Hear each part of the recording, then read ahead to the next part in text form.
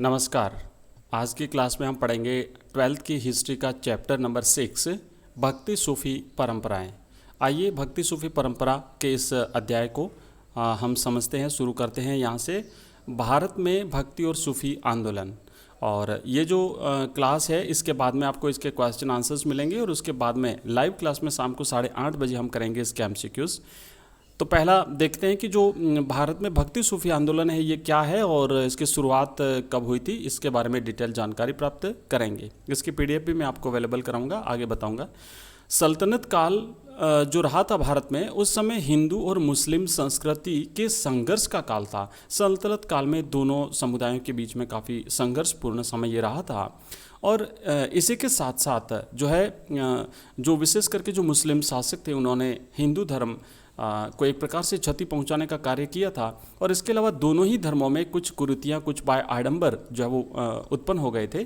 तो इन आडंबरों और बाय आडंबरों और इन कुरीतियों को दूर करने के लिए विभिन्न धर्मों में जो समाज सुधार के कार्य हुए, कुछ विचारधाराओं का जन्म हुआ, कुछ संत पुरुष महात्मा, कुछ सूफी जो है वो सिलसिलों का जन्म हुआ। तो ये सब मिला करके जो है इन्हें हम भक्ति आंदोलन के नाम से जानते हैं। समय के साथ साथ हिंदू मुस्लिम धर्मों में बाह्य आडंबरों और कुरीतियों को दूर करने के लिए नई विचारधाराओं का उदय हुआ, जिन्हें हम आज भक्ति आंदोलन के नाम से जानते हैं। भक्ति के मार्ग। अब ये जो भक्ति आंदोलन है इसको दो भागों में विभाजित किया जाता है। भक्ति काल को दो भागों में विभाजित करते हैं। एक तो है निर्गुण भक्ति और दूसरा है सगुण भक्ति। निर्गुण भक्ति और सगुण भक्ति। आइए समझते हैं क्या है निर्गुण भक्ति। निर्गुण भक्ति वह विचारधारा है जिसमें ईश्वर को निराकार मानते हुए उसका कोई भी रंग रूप स्वीकार नहीं किया गया है ना। निर्गुण का मतलब होता है जिसका कोई रूप नहीं, जिसका कोई आकार नहीं, जो निराकार है और जो जिसे ब्रह्म के रूप में स्वीकार किया गया। और इसमें मूर्ति पूजा का विरोध किया गया था।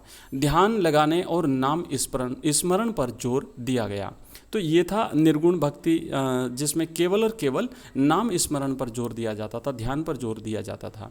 इस विचारधारा के जो प्रमुख संत हैं उसमें गुरु नानक और कबीर दास जी का नाम जो है वो इसमें लिया जाता है। और दोनों ही संत जो है वो निर्गुण भक्ति के प्रतिनिधि कवि या संत माने जाते हैं।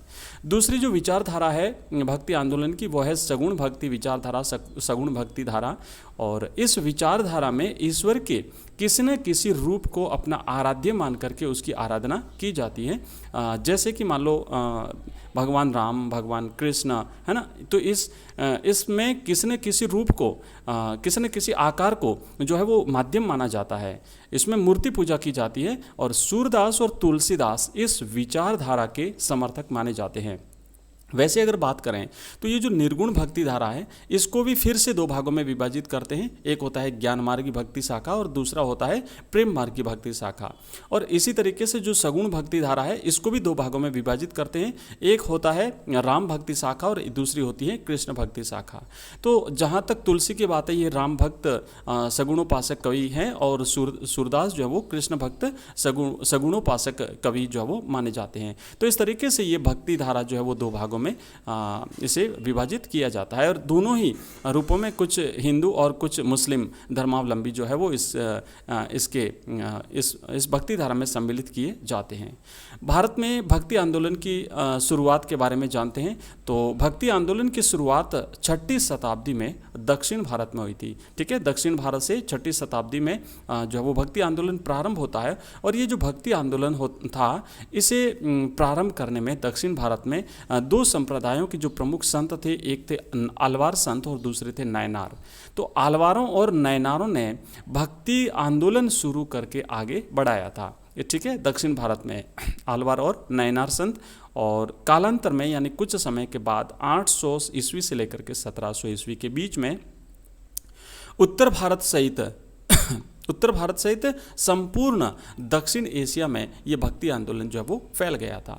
आलवार और नयनार दक्षिण भारत में भक्ति आंदोलन के संस्थापक माने जाते हैं। अब आइए देखते हैं आलवार संत कौन थे और नयनार संत कौन थे। सबसे पहले बात करेंगे आलवार संतों की। आलवार संत जो है वो भगवान विष्णु के भक्त थे, यानी विष्णु को अपना आराध्य मान करके इन्होंने भक्ति आंदोलन की शुरुआत करी थी। और जो ये संत थे आलवार, इनकी संख्या 12 थी, मतलब 12 आलवार संत थे।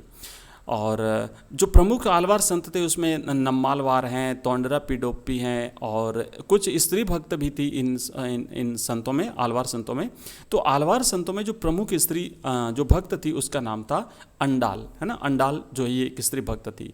और ये जो 12 आलवार संत जो हुए हैं, विष्णु भक्त जो हुए हैं, इनके द्वारा एक रचित ग्रंथ था नल यीरा दिव्य प्रबंधकम। इसे पंचम वेद के रूप में भी जाना जाता है, ठीक है, याद रखिएगा इनके ग्रंथ का नाम नल यीरा दिव्य प्रबंधकम।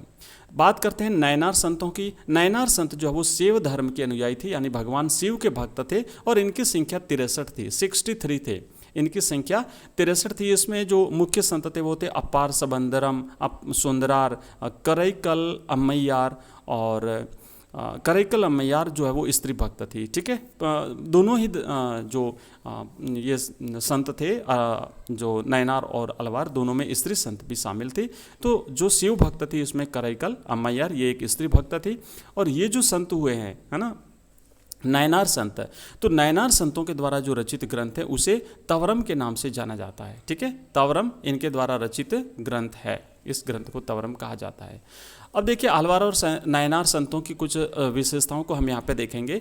आलवार और नयनार दोनों ने समाज में प्रचलित सामाजिक और धार्मिक दुर्भावनाओं की कड़ी आलोचना की थी। दोनों ही संतों ने सबसे पहले समाज में जो विभिन्न प्रकार की जो असमानताएं, जो दुर्भावनाएं, जो कुरीतियाँ, जो बाह्य आडंबर थे, है ना, उनको जो है वो उन पर कटाक्ष किया, उन पर प्रहार किया और समाज में सुधार लाने का प्रयास दोनों ही धर्मावलंबियों ने किया था।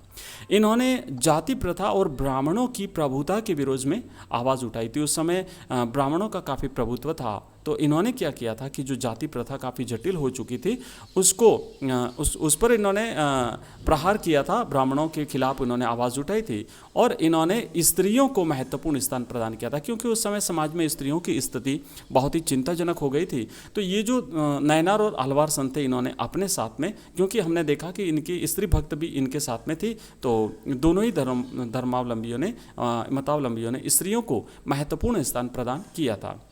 अलवारों की महिला संत अंडाल और नयनारों की महिला संत थी करईकल अम्मैयार। इसने समाज को एक नई दिशा देने में महत्वपूर्ण भूमिका निभाई और इसे महिलाओं को महिलाओं को एक प्रकार से सम्मानजनक स्थिति में पहुंचाया। महिलाओं का भी सपोर्ट जो है वो इन दोनों धर्मावलंबियों को मिला।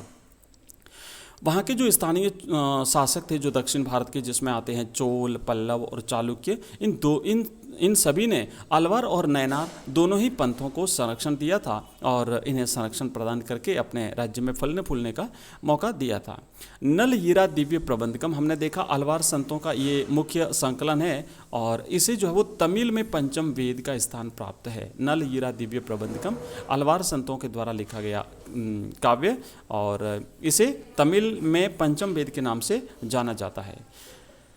कर्नाटक में एक संप्रदाय उस समय प्रचलित रहा था, प्रचलन में रहा था, उसको शुरू करने का श्रेय जाता है बासवन्ना को। और ये भी एक वीर शैव या लिंगायतों का संप्रदाय था, या लिंगायत संप्रदाय के नाम से जाना जाता है। इसकी स्थापना हुई थी और अपने पंथ के विकास में एक महत्वपूर्ण भूमिका इन्होंने निभाई थी। अब हम बात करेंगे भक्ति आंदोलन के कारण। ये आखिर भक्ति आंदोलन शुरू होने के कारण क्या थे, उसके बाद हम देखेंगे भक्ति आंदोलन के परिणाम, ठीक है ना। इस तरीके से हम इसको इस कंप्लीट चैप्टर को हम स्टेप बाय स्टेप लेकर के आगे बढ़ेंगे और इसके जो कारण है वो हम नेक्स्ट वीडियो में लेंगे। अगर वीडियो आपको पसंद आए तो चैनल को सब्सक्राइब करिएगा, अपने मित्रों के साथ इसे शेयर करिए और मिलते हैं नेक्स्ट वीडियो में। तब तक आप जो है, अगर आपके इसके PDF चाहते हैं तो आप हमारा ऐप डाउनलोड कर लीजिए। एजुकेशन राइज नाम से हमारा ऐप है प्ले स्टोर पर, लिंक इस वीडियो के डिस्क्रिप्शन में भी मिल जाएगा, जिस पर आप क्लिक करके उस ऐप को डाउनलोड कर सकते हैं। हमारे ऐप में आपको मिलेगी PDF नोट्स के रूप में, वहाँ पर आपको ऑनलाइन टेस्ट देने की सुविधा मिलेगी। उसके बाद वहाँ पे आपको जितने भी हमारे वीडियो लेक्चर्स हैं वो भी मिल जाएंगे और चैप्टर वाइज वहाँ पे सब्जेक्ट वाइज हमने कोर्सेज लॉन्च किए हैं। संडे की लाइव क्लास भी हम हमारे ऐप के माध्यम से लेते हैं और इसके अलावा आप हमारा टेलीग्राम चैनल ज्वाइन कर सकते हैं, जिसका लिंक भी इस वीडियो की डिस्क्रिप्शन में आपको मिल जाएगा। वहाँ पर भी आपको एग्जाम से रिलेटेड इंपॉर्टेंट चीज़ें सब कुछ वहाँ पर मिल जाएगी आपको।